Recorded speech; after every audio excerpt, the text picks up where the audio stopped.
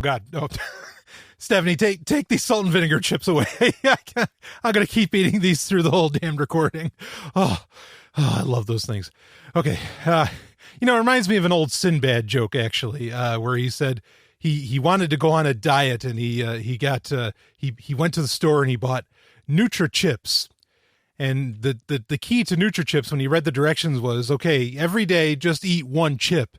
And he said, well, if all I had to do was, if I could only eat one chip, I wouldn't have a problem. I wouldn't need to be on a diet because, you can't eat just one, right? That's the old joke. Anyway, enough of that. Ooh, all right. It is great to be back in the studio. Of course, the Golden Stallion, the man of tomorrow, Sabzu, the Rated R radio star, all those fun names here with you for another Q&A.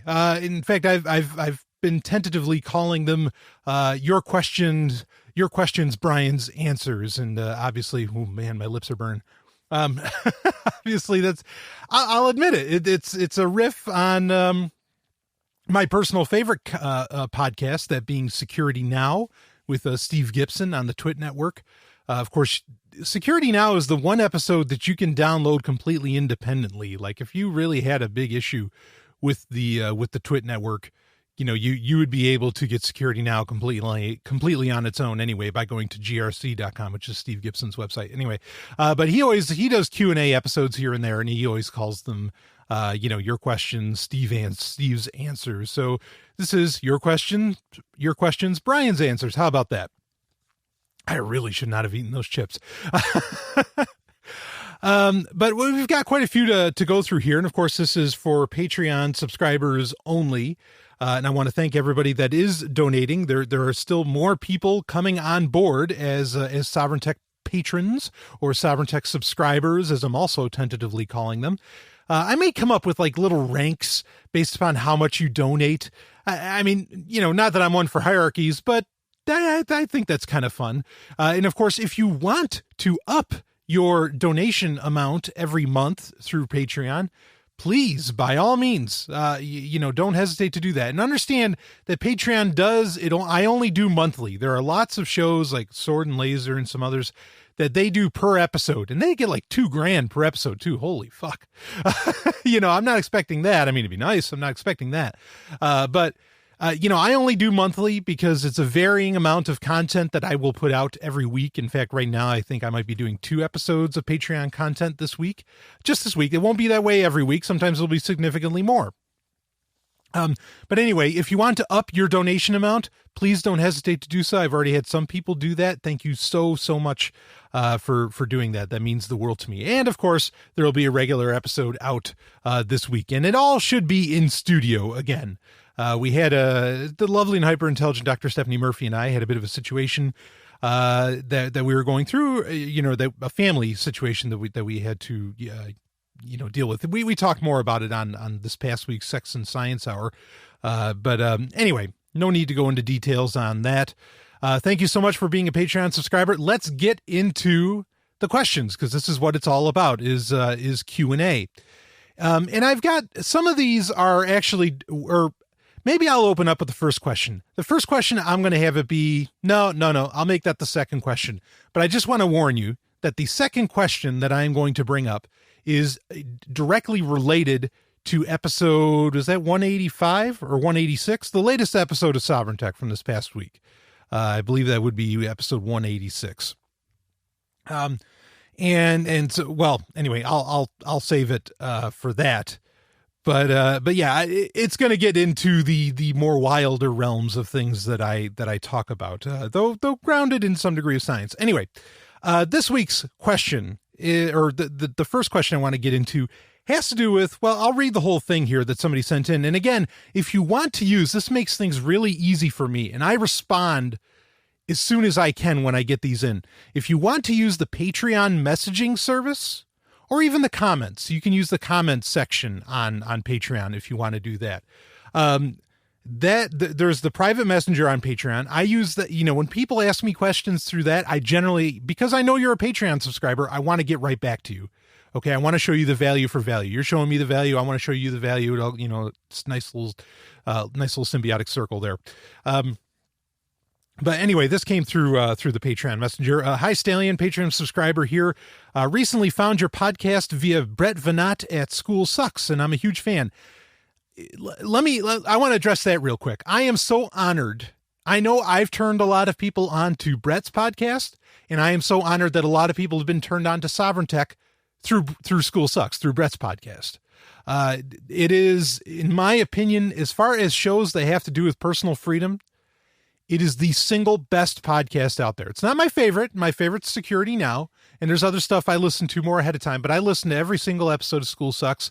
I love the show, so I'm really, he is doing some great work, so I'm really, really honored that, that there's this synergy between the two shows. That means a lot to me. In fact, well, I won't say that. I was about to make a very controversial statement, but I'm going to withhold from that one because it might piss some people off. Not that I care about pissing people off, but anyway. All right. So, yeah, that's really great. I'm glad that you're on board with Sovereign Tech. Welcome, welcome to the cabal. You often mention, reading on here, apps/software/products that you endorse as really good or the best in its category. And I'm always interested to hear your opinions on the safety/usefulness of popular apps, specifically apps that help in digital organization and efficiency. I would really, really like to see a list of products that you use or endorse. Do you have one by chance? And to ask a more specific question, do you use a password manager like LastPass? Thanks for everything you do. You and Stephanie rock. So thank you so much for that. And Stephanie just had a big smile on her face. She's actually in studio. And there she is saying hello. So yeah, thank you for that. And by the way, that controversial statement that I could have made was nothing negative towards Brett. Just to be clear on that, it was towards perhaps other people. So to answer part of this, I will, first off, let me answer the question about the password manager. I will say I don't really have a list. Okay. I'll talk about more about that in a second, but, to get to the password manager now, I have 3 answers to this. Okay. And I did a write-up about this at the Dark Android blog a little while back, even though I'm going to kind of change sort of one of my answers on it, here. So password managers are great things for a bunch of reasons. One of the reasons password managers are so great, first off, is it allows you to create really ridiculously long passwords that probably can't get brute forced, right? That's a great thing. Okay. That's a wonderful thing to have a password manager for, and it all gets saved, however you want to work that out. We'll talk more about that in a second. That's great. The other thing that's great about it is it prevents phishing scams from happening. This is a big deal. Phishing is where, in the context of what we're talking about, phishing is where, say, for example, say somebody, you got an email and they wanted you to log into your Twitter account. Okay. Or they want you to go to something on Twitter. The website, the link that you would see, say it was sent to you in an email, the link that you would see would look like it says twitter.com/something, but instead it's actually, and you didn't notice it, it's TVVITTER instead of TWIITTER, but it looks a lot like it because the 2 V's look just like a W. Especially at first blush, so what would happen is you would click on this TVVITTER link instead of the TW, instead of a real one. It would take you there and it would ask for your username and password. You would give it to this site and then whatever would happen would happen. But bottom line is people would then suddenly have your Twitter login information. Okay. Now if you were using that's a phish. All right. That's a phishing scam. If you were using a password manager, the password manager would not get fooled by that link, and it would say, wait, where the fuck are you? What is this? And it would work as a warning system. So password managers, if you're not that cautious about where you're going, like particularly with phishing scams, about what website you're actually on and all this, password managers can really simplify that and can be a very nice defensive system if you want to use that sort of thing. So I think there are really great reasons to use a password manager. Now, myself, what do I use in, I guess, what you could call mission critical situations? I use what's called the little black book. Okay. Now that doesn't mean I don't use a password manager. I'll talk about a password manager in just a second, but I use the little black book, and it is literally one of these miniature Moleskine books that I write down all of my username and passwords and all that stuff in. Now, the reason I use this, and again, this is for the very serious stuff. This is for mission critical stuff. I use this because for a few reasons. One is that, there's no cloud service is going to take my entire collection of, username or passwords. The NSA can't really get their hands on it unless they had a camera over it or something, or a mosquito drone, which guess what? Those are kind of real. The idea also is that today, in modern computer raids, I don't mean raids as in like a hard drive raid, like as a disk array. I mean raids as in like the FBI or whoever else coming into your house and taking a bunch of your shit. The modern warrant and the modern raids generally only concentrate on electronic devices. So if I don't store any of my usernames and passwords or other, critical data onto an electronic device, generally the FBI is just going to fucking ignore, this little black book. The other nice thing is because it's a little black book, it can be hidden in all kinds of places. And then also the ultimate way of getting rid of something is that a little black book is paper.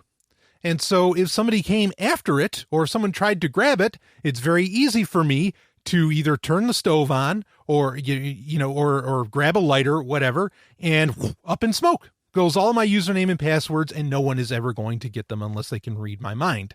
And at that point, they'd have to know my mind better than even I do.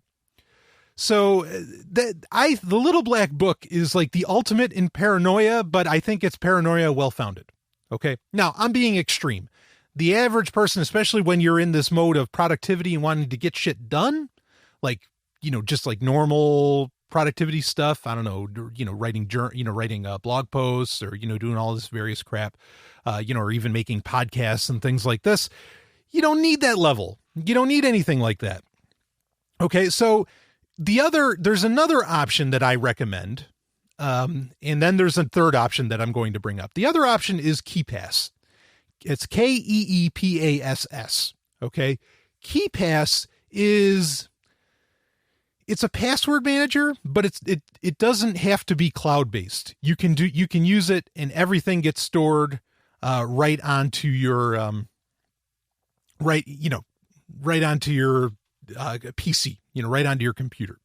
And that's I really like that model because, again, nothing's getting stored up in the cloud. You could say your passwords are already up there. They just have to crack into the various services. Fine. But there's not the centralized repository on some server somewhere, even if it's encrypted properly, that people could, get access to. Right.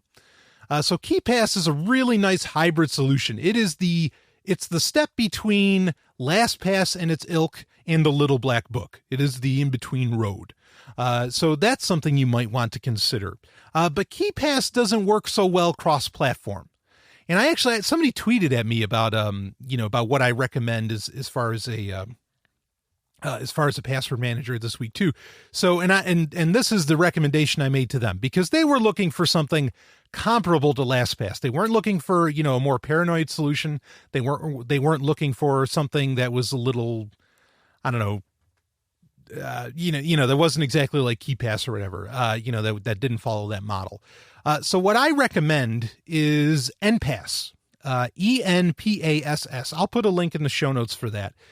NPass is great cross-platform, and it does everything LastPass does. It has, as far as a cloud-based, again, you have to accept that that's what you want in the first place. And I understand why. I mean, when I'm doing a lot of my productivity stuff or a lot of my more basic, computing tasks, yeah, I use NPass on my, on my smartphone. I use NPass. And they have apps for everything. They even have, you can get extensions for browsers, just like LastPass has. They have one that even works in Opera. Of course, LastPass has it for Opera too. So, so everywhere that they could possibly put NPass, believe me, they've put it. So I really like this solution. As far as it being better than LastPass, they're comparable. LastPass is kind of a juicier target to some degree. Not that, anonymity or that security from obscurity is foolproof, or even it might not even be the best idea. Security from security via obscurity is the notion that because it's not something used much, it's secure in the fact that it's not nobody wants to attack it in the first place. Okay. NPass is decently popular, so I don't think that's really a situation. But they even have NPass even has they have an Edge, Microsoft Edge extension as well. So I mean it's everywhere. The thing I like about NPass is that unlike LastPass, which is now owned by a much larger company and a company that I don't that doesn't have a great track record, NPass really largely is concentrated on just being NPass. I mean, you could go with LastPass. I just feel like, and the other thing I like about NPass is its pricing model. Like if you buy the Windows 10 NPass app, which will allow it to work, across your entire Windows machine, I think it costs $10 or $15, and then that's it. It's done. You don't have to, there's no subscription fee. It's like with LastPass Premium, you have to pay a consistent subscription fee from here into eternity. So to get all of, really every feature that LastPass pretty much has, to get a ton of great features and some other stuff too. I mean, and they're doing everything right. AAS 256, all the good stuff. The pricing model I find to be far more palatable.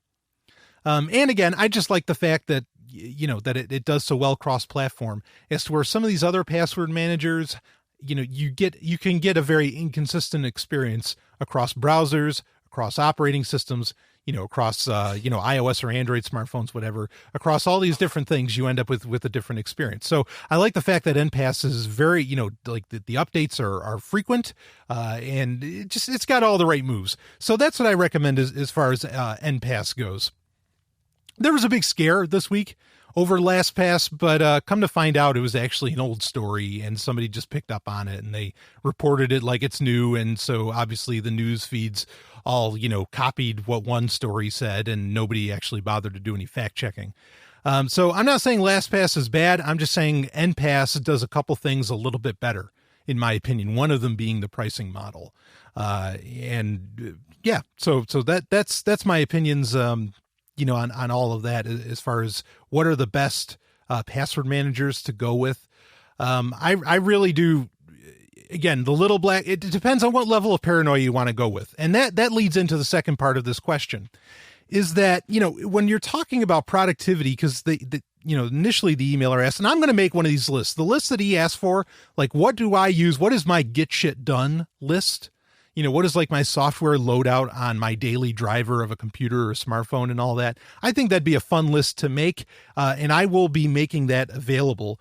So I don't want to go, I'm not going to get too deep into answering that part of this question, because I'm going to make up that list.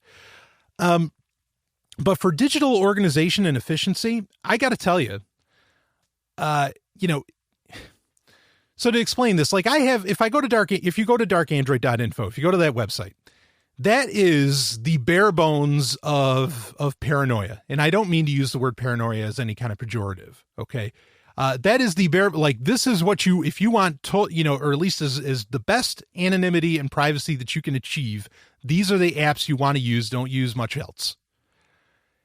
Now, admittedly, and I've said this for years with the Dark Android project, is that if you actually want to get shit done, there's no great office software, okay, for that is concentrating on privacy and anonymity and all of that. There's no great office software, certainly on Android. Not that doesn't belong to some, major conglomerate or corporation like Google or Microsoft or something. I mean, there's people that have been porting, or were they were putting AppyWord, or were they putting Libre, or no. They were putting OpenOffice. I know somebody has ported OpenOffice in its entirety, like perfectly, to Android. You can only get it through the Google Play Store, though, which I think is just nuts. Like, why not have that in F-Droid? It's already, it's Apache's OpenOffice. What the fuck? But anyway, you have that, and if that was available through F-Droid, or if there was a good side loading option where you could keep getting updates, that'd be very nice, if you could do that sort of thing. So, but understand that there, that's Dark Android. That's that level of paranoia. To really, kind of get shit done and be able to interact with teams, and do all this other stuff. And as far as like having organization and being efficient and all of that, that you've got to get away from that concept of dark Android, in my opinion. If you're doing serious stuff, and all that. I know a lot of people are so hot on Evernote. Evernote. So here's the thing is that this gets into software minimalism to kind of start to answer this question, because I have a very broad answer to it all. With software minimalism and for security in general, a great idea to run with is to have as few accounts as possible. Okay. You don't want to have, you don't want to have a Zoho account, a Google account, a Microsoft account, an Apple account, a Twitter account, a Facebook. I mean, if you could hone down the amount of accounts that you have and the amount of services that you use, that in itself creates a degree of protection, a degree of security in that. Now that might sound counterintuitive when you think about decentralization, but these are totally different matters. That's a very different, a very different story. So you want to have, as far as modern computing goes, you want to have as few accounts as possible. You really do. And one account type that I know I am going to have pretty much from here out into eternity, unless, somehow, this anarchist dream world comes to fruition or something, is going to be a Microsoft account. I just know that. Okay. I know that, I cannot say the same for Google. I cannot say that I know I will have a Google account for all time. I sure as hell can't say that for Apple. So the one account that I know I'm just always going to have for varying reasons, be it legacy reasons and whatever else, is going to be a Microsoft account. So because of that, Microsoft has an entire suite of software that works very well online or offline. That works. Again, we're not talking about privacy and anonymity and all of that. Okay, I'm not even addressing those issues. I'm talking about just raw dog getting stuff done. Organization and efficiency. Blah blah blah. Okay, so don't confuse me from what I recommend generally. Since I have this Microsoft account, why not use what comes with this Microsoft account? And I get Office and I get, OneNote. OneNote is totally for free. You don't have to pay for Office 365, pay for a subscription to that, to use OneNote. I use OneNote for my organization and for efficiency. I use OneDrive for organization and for efficiency. The backup plan to Patreon episodes right now, as it stands, is using, like, if you say you subscribe to Sovereign Tech subscriber content through Bitcoin, you get access to a OneDrive folder. Okay. That you can download the episodes for, from here on into eternity. Or, as long as they're up there, obviously. And as long as Microsoft exists, which, I kind of wish, well, whatever. So I have, so that's my way of thinking is, especially when it comes to efficiency, is sticking within an ecosystem gives you that efficiency. All right. So I stick very much, within Microsoft's ecosystem because I'm already there, because, I'm using, like, my main business that I do is making video games, and my video game business puts me very, square in the sights of running stuff that, that works on Microsoft Windows. And if you want to debate, the practicality of, saying, well, you could do this with Linux though, and you could do I mean, I've had this debate with people. Okay. And it's just like, it just doesn't fly that way. All right. Now, I want to be in the place to where Windows is open source, or where, Windows and things like this don't even exist. They're not a part of the program anymore. Everybody's running BSD. That'd be awesome. Okay. I'm totally on board with that. And I am going to be releasing games for Linux, don't misunderstand me, as well as, Mac OS. But yeah, it's where Windows is just where it's at. Believe me, there's I mentioned earlier, Steve Gibson of Security Now, he does all of his work in Windows, but he hates what Microsoft does. And it's like, it's not that Windows in and of itself is bad. It's just, what Microsoft does as a company oftentimes just sucks ass. And then there's times they do very, incredible things like, taking on the DOJ, the US DOJ and winning. But I'm not defending Microsoft. I'm just saying a lot of people are, really knee deep in the Microsoft ecosystem, and they want to get away and they're working towards getting away. It's just going to take some time. And is the same true for me? Perhaps. But as it stands right now, and understand, OneNote and all that stuff, all that can work cross-platform. You could use OneNote on Linux. You can't install Office yet, but you could use, you could install the OneNote web clipper extension for whatever web browser you've got, pretty much. And then you could use the OneNote, the web page, the web portal for it. And you could do the same with Word and all that. So I stick within an ecosystem, and for organization and efficiency, I just stick right inside of Microsoft's ecosystem. I use Word, I use OneNote, and I use OneDrive, and they all work beautifully. I use it on like my phones, like to share cover art for episodes and all this stuff. Like one of the things I do, all my episode artwork I make with Nintendo's Miitomo, which you want to talk about another account I know I'm going to have forever. It's a Nintendo account, because I've been a Nintendo boy as long as I can remember being conscious. I remember crying, "Mommy, please, please." I was 6 years old in 1987. "Please, I want an NES for Christmas, please, please, please." And which was crazy in and of itself, because we didn't really celebrate Christmas, but, it was kind of like everybody else was sort of getting one and all that stuff. And so I went on this big to do. And here's a little secret. A lot of Jews still get presents on Christmas. They still kind of like quasi celebrate that holiday. So anyway, I did end up with that NES, by the way. I'm not saying crying like that to a parent is a good thing, but regardless, been a Nintendo boy for life. So I know I'll have that Nintendo account forever.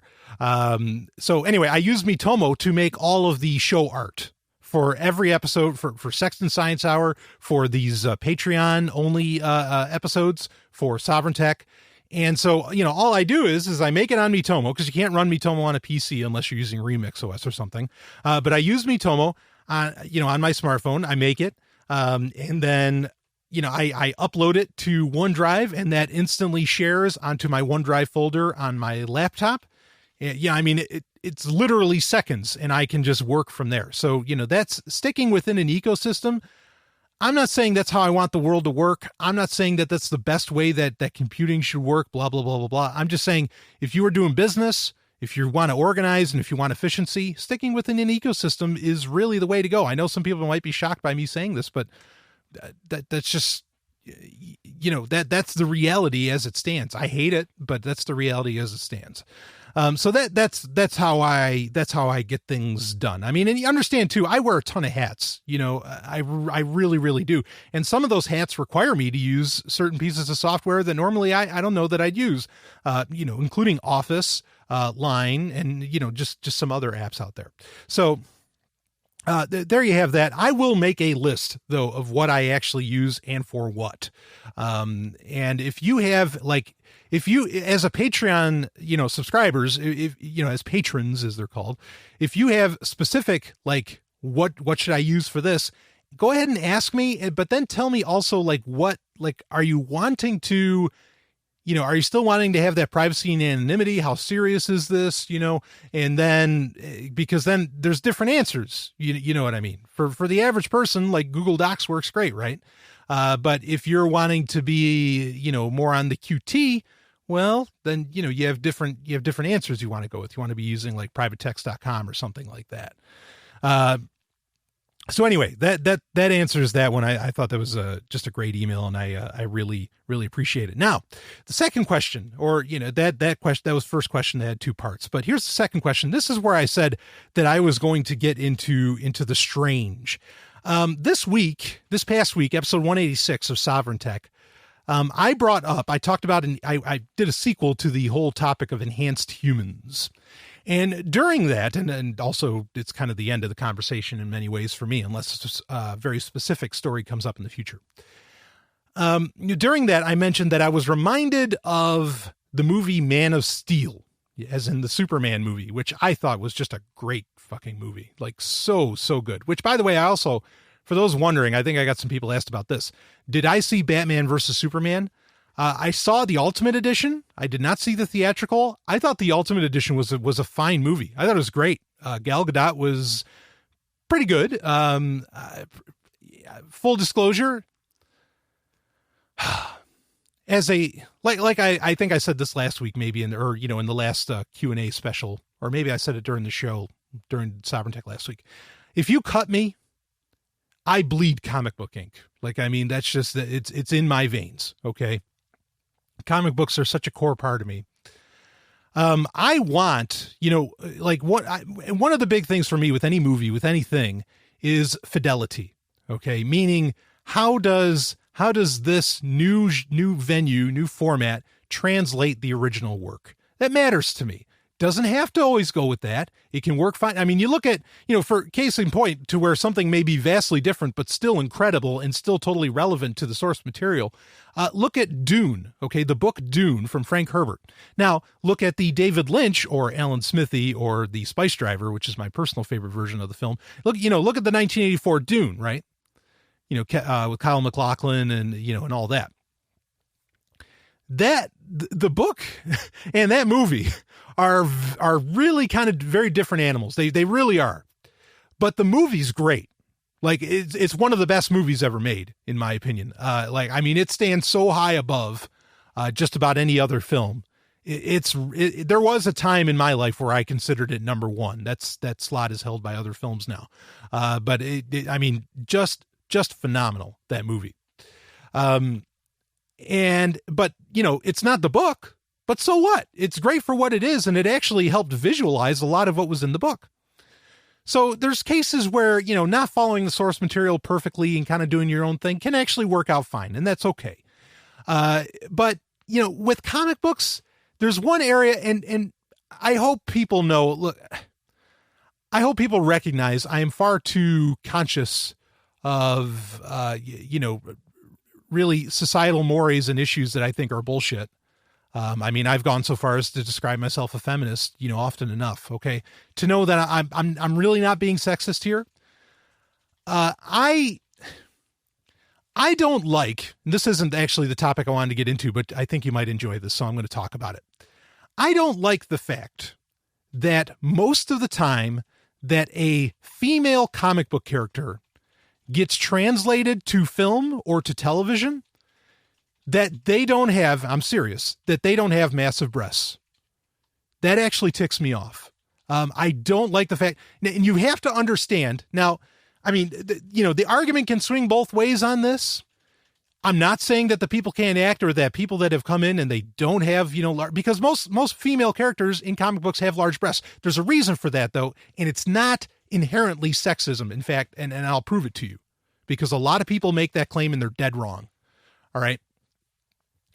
All right, let's just touch on that. With female comic book characters, female superheroes having very large breasts. Now, they didn't always have very large breasts, but it became a thing, especially late 70s, 80s, they got a bit bigger, 90s, they got particularly, kind of ridiculous and all this. And Wonder Woman obviously is known next to perhaps DC's Power Girl, which, let me just say, we'll see how serious Hollywood is about making DC movies based upon who they hire to play Power Girl. Because if she doesn't, if they don't get anybody less than, what's her name from Mad Men? The redhead. God damn it. I can't think of it. Anyway, they need to get somebody with massive breasts playing Power Girl. Just saying. Okay. Because that is so core to the character. Like in the comics, there are constant jokes over the size of her boobs and the fact that she has this, diamond cutout shape on her outfit that, kind of shows, the cleavage off. Right. Anyway, in most female comic book superheroes have these, are very well endowed, Wonder Woman being one of them. Okay. And so Gal Gadot, beautiful woman, and I think her acting, her prowess, as far as I've seen from her trailer at Comic-Con and from Batman versus Superman. You know, she did great. Like, so far, I am cool with, you know, how she's doing things. All right, but she doesn't really have the Wonder Woman look, in my opinion. She just doesn't have it. Now, why do, in comic books, why do women have massive breasts? Why do guys have gigantic muscles and all this different stuff? There's a reason. The reason being, first off, the artistry level has increased significantly, you know, from honestly, you know, back in the, you know, the Bob Kane days, you know, for an example, right? The ability, I mean, just drawing ability, art has just, I mean, it's just gone to a whole other level, and it really like maxed out, in my opinion, at like Pat Lee or, you know, or Rob Liefeld, you know, those guys. I love those guys. Their artwork, I should say. It is shorthand for, you know, these endowments, we'll say, these physical endowments that these characters have. They are shorthand for generally separating the superheroes from the normies, okay, as in the normal people, the pedestrians, the citizens, whatever, in the comic book. So it's a shorthand to separate them from that. And it's a shorthand of their gender. Now, I'm not going to get into gender issues here. You know, that's a completely different, you know, art, you know, conversation to have. But it was not designed. It really wasn't like a sexism thing. It was all about because you used to have very limited amount of pages. Now, I mean, it seems like now comic book companies, they will put out, it doesn't matter how long the comic issue needs to be. Like, it averages at about 20 pages of actual story, right? So you get, you know, then 30 pages total with ads or something. But now, you know, they'll put out an 80-page comic, you know, without thinking twice.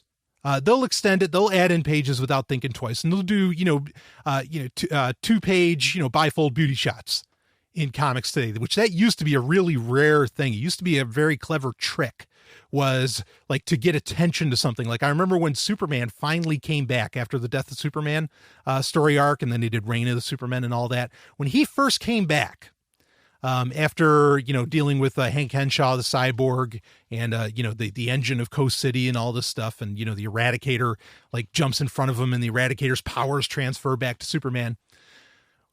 When he comes back and he's back in the blue outfit, he had the long hair though, which was different, you know, and all that.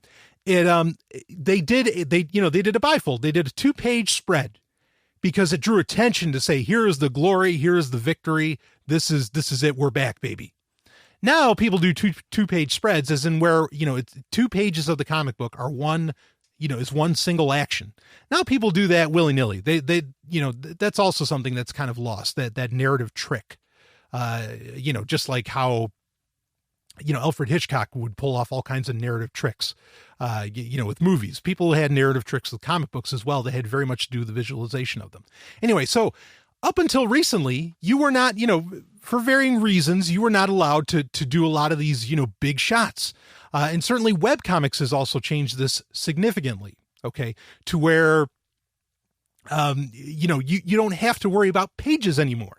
You just worry about, you know, a screen, and there's no cost involved with having to print more pages and all this stuff. So webcomics have really changed the game as well. In fact, I mean, DC and Marvel have both started creating comic books that at first come out on the web because it's such a very different medium. And there's a lot of tricks that can be done with that companies like Dark Horse have been doing since the 90s, like withholding, you know, word bubbles in comics up until like there's the purpose of a reveal and all this stuff. Lots of cool stuff you can do with webcomics to where it's almost an animation, a very primitive animation of sorts, you know, moving animation. So now my point being is that you have these very little, you know, usually to get a full story into one issue. And that's another thing that's changed too, of course, is now comic books, they do full story arcs. They'll do story arcs for a fucking year. They don't care. You know, you used to have to tell one story in a comic book. I missed that myself. And so you would have on one page, at times you could have 9, 10, 12 different little comic panes being, you know, P-A-N-E-S, where something would show up, you know, or where a part of the story was changing. You needed to show that perhaps there was a woman there, or that there was a guy there, or that it was a superhero, or if it was a citizen. You did that by overemphasizing, okay, by overemphasizing, various physical traits. That's how you pulled that off. It wasn't sexism, folks. Particularly if you go into the history of comic books, even comic books, as you would say, as conservative as Captain America, have been so far ahead of the game as far as social change and shifts or doing away of social mores. I mean, comic book artists are social rebels. Like they are cultural rebels. They are rebels. I shouldn't say social. I should say cultural. They are rebels to anything that's going on. It's really something. And comic books have been a great way, especially 60s, 70s, and even moving up a bit. 80s and 90s, there was that point where it was, a lot of action and all that stuff, and, comic books for comic book's sake. And there's nothing wrong with that either. But there was there were many a decade where comic books were a serious social commentary, especially when some of these guys, started getting involved, like I said, in the late 60s, the 70s and 80s. So, these are people who would describe themselves as feminists, or that would, various, social, and I know people are going to bristle at the term. We'll deal with it. Okay. What are you triggered by the term social justice? I thought you were against triggering, that we're big on social justice, right? So no, I don't agree that this is all about, it can be based upon the person perhaps, but the concept itself of, exaggerated physical features, being well endowed, women having large breasts, men having gigantic muscles, culminating in the Incredible Hulk and all this, right? It was a narrative toy like that. That's really what it came down to. Now, why should that still be true in the movies when in the movies you don't have this problem? You can very clearly see who's a man, who's a woman, blah, blah, blah, or, whatever you're trying, or you can very, very clearly see. This is the same reason why, like, the outfits were so expressive, why the outfits were so wild, because you needed to denote the superhero from the rest of society. Okay. So why do they hold on to all this stuff in movies? Well, sometimes they don't. The X-Men movies in the 90s were a clear example of this, where they said, okay, no, this is going to be a movie. We don't have to use any of the narrative tricks or tropes that comic books have. The suits don't have, Wolverine doesn't have to wear a yellow suit anymore. He can wear all leather. We'll know it's Wolverine. His hair doesn't have to be as wild either, even though I love the X-Men, a good chunk of the X-Men movies anyway. And also, nobody needs to have the ridiculously pronounced, physicalities, because we can see on the screen, we know we're building with the characters inside of this 2-hour capsule, who the heroes are and who aren't, right? Okay, fine. I get that argument and you're welcome to it, but value is subjective. And this is what I want. I want to see that difference. I want to see, I don't think that, first off, I want to see like the dedication, kind of to the character. Like, you want to make the characters larger than life. That's one of my rare annoyances, with a lot of the comic book films out there, is that they very much kind of humanized, and they sort of, like they tried to make these characters more relatable to try to appeal to a wider audience.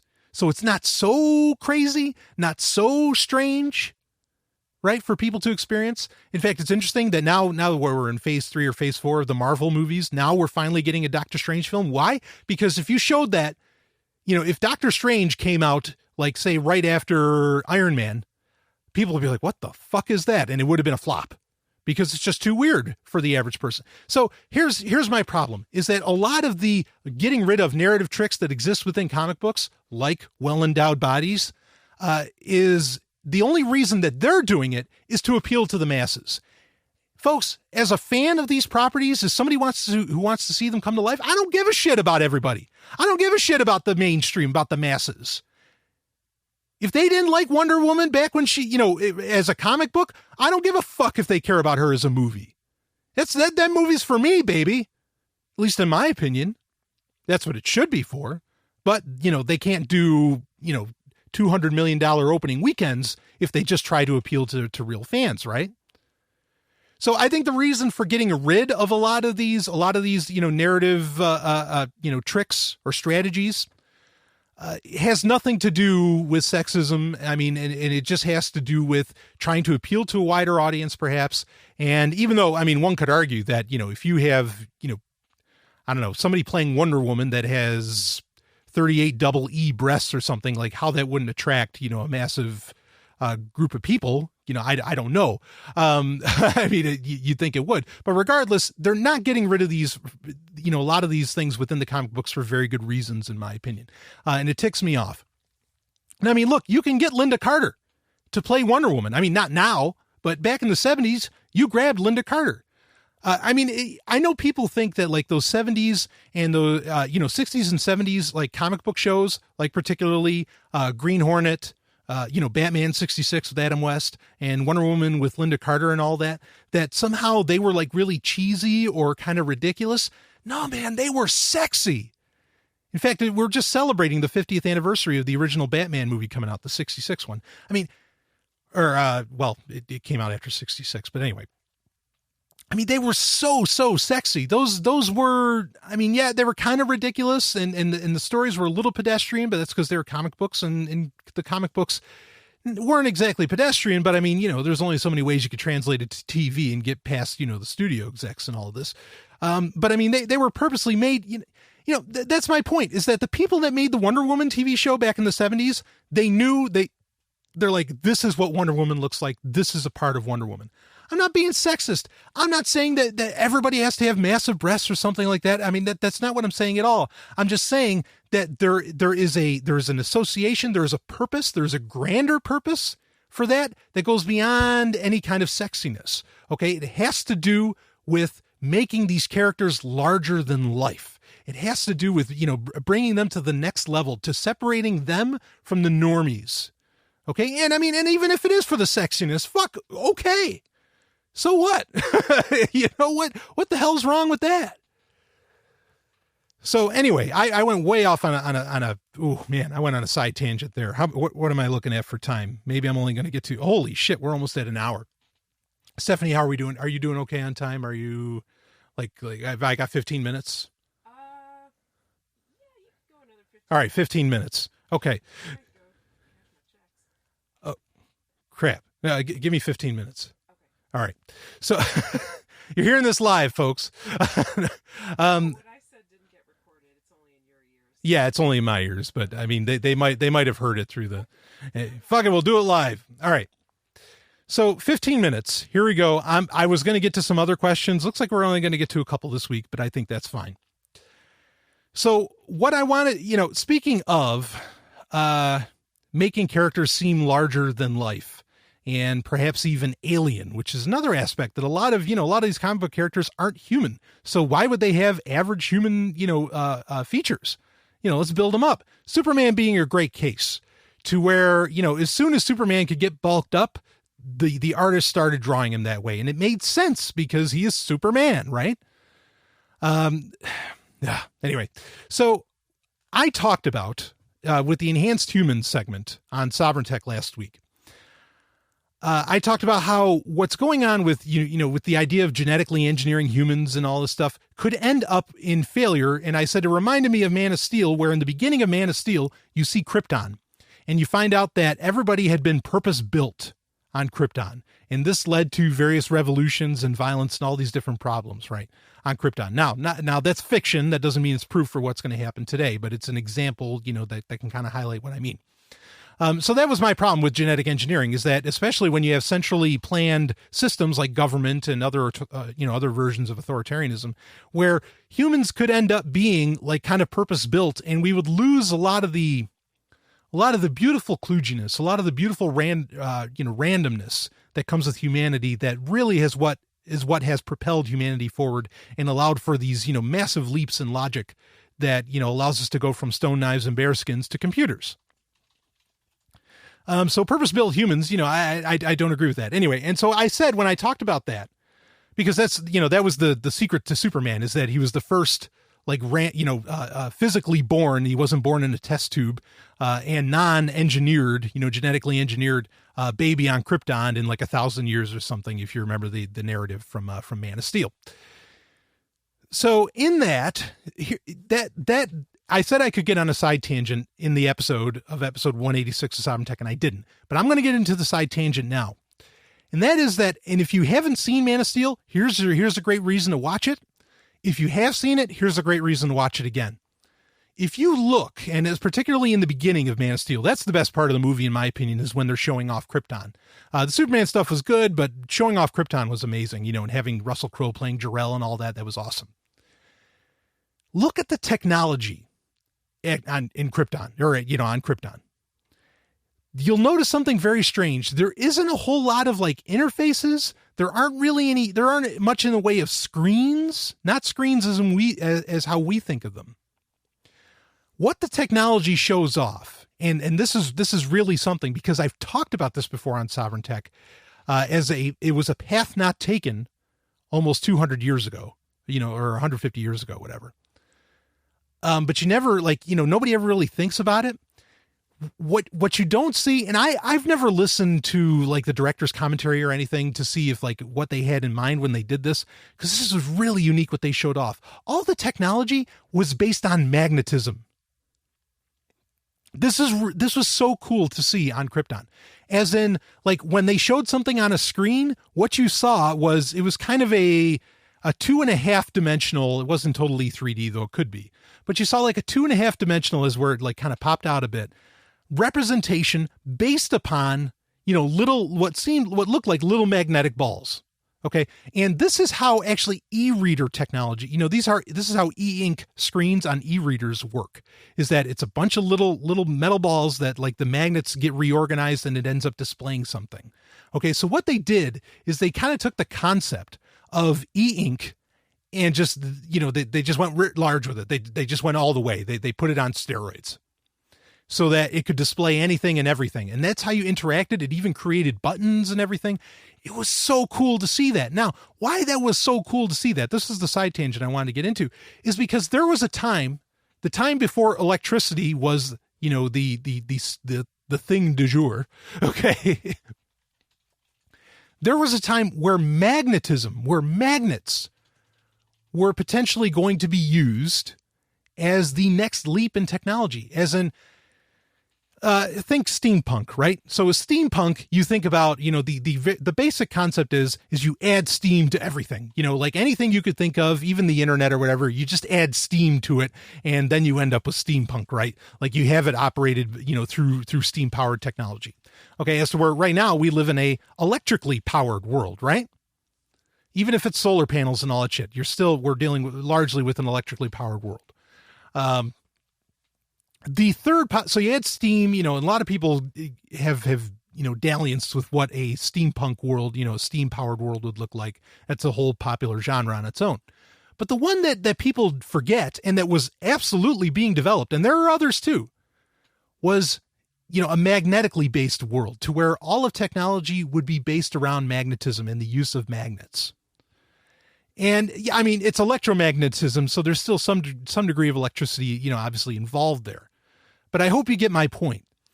And that's the beauty of Man of Steel. In watching that movie, is you get to see what would it look like if all our technology was powered by magnetism. What would our displays look like? What would our interfaces look like? All this different stuff.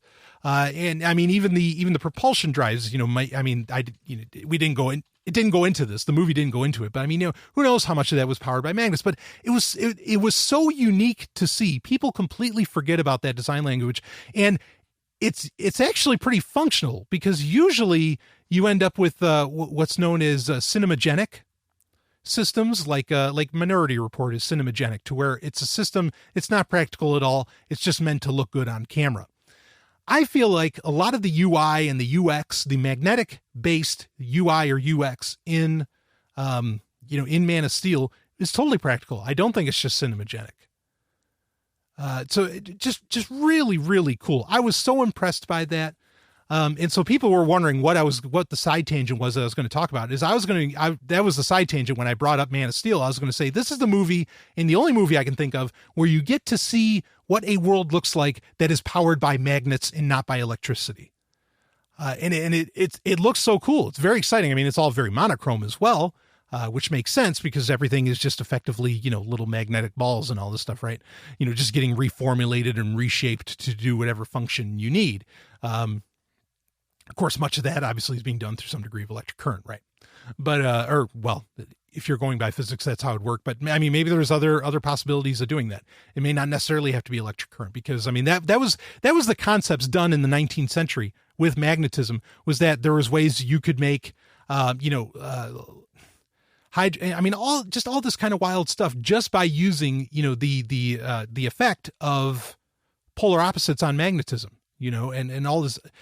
It's really wild. It never took off because electricity just worked for what it did. I'm not saying magnetism would be the better system, but it's something to think about. When you think steampunk, electricity, and magic's another one that people run with. I'd love to see more stories. I guess I'm giving away perhaps $1 million idea here. I'd love to see more stories that deal with the world. I mean, and you'd really have to think it out to where, you have a lot of the stuff that we know of today, but it's all being powered completely naturally, by magnetism itself, by electromagnetism. And I know some people are going to say, well, magnetism kind of powers some electricity. That's how you produce it and all this stuff. Yeah, I get that. But I'm talking about dealing with the fact of how magnets work, especially, when the poles detract and attract, creating technology that takes advantage of that, particularly without it producing electricity, perhaps, but it physically taking advantage of that sort of thing. Really wild stuff. I can't remember the name of the book that talked about it, how that works, but man, it just, whoo. It's not called detract, it's called repel. Repel. Thank you. See, this is why I have a producer. I said detract. Detract is to take away, not to move away. Yeah. Repel. So there you go. Thankfully, the lovely, hyper intelligent Dr. Stephanie Murphy keeps me from sounding like a moron once again. So that happens more than you know. All right. So enough. Vigilance is the price of liberty. Is the price of liberty. Yeah. Right. Yeah. Okay, so enough of that. We only got to a couple questions this week. I will save the rest for next week. And I think I'm going to release another show this week for Patreon-only subscribers. And if everything you just think I talked about was just nuts, or if you found it completely fascinating, please don't hesitate to message me and let me know. Okay, and if you have questions, you can send them in as well. Again, that's enough. So Carpe Lucem, everybody. Thank you so much to everybody that is a patron or that is donating in whatever other way that you do. Means the world to me. I'll see you on the other side. Woo! Away we go.